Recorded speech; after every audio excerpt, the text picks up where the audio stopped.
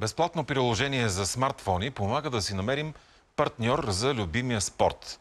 Как технологиите ни улесняват да спортуваме повече и в приятна компания, разказва Борислав Лазаров.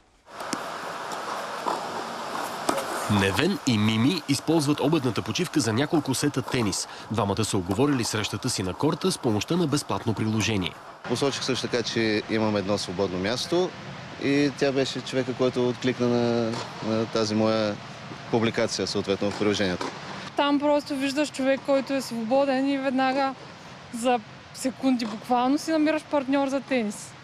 Митко и Пламена са от екипа създатели на безплатното приложение. То работи под операционната система Android, но скоро ще има версия и за потребителите на iOS. Искаме аматьорския спорт да стане доста по-популярен и доста по-забавен. За да създадем ново събитие, използваме Създай и тук си избираме кой спорт ни интересува. Искаме да играем тенис на корт, избираме си къде и кога. И може да си намерят и ново гадже. Разбира се, ние доста често се шегуваме, че това си е всъщност една платформа за запознанства с хора с сходни спортни интереси. За сега се предлагат 4 варианта за спорт – сквош, снукър, тенис и фитнес. Ще бъдат включени още по желание на потребителите. Обичаме да спортуваме. Често се случва на нас и наши познати да не достигат хора, които да се включат в отбора или в играта.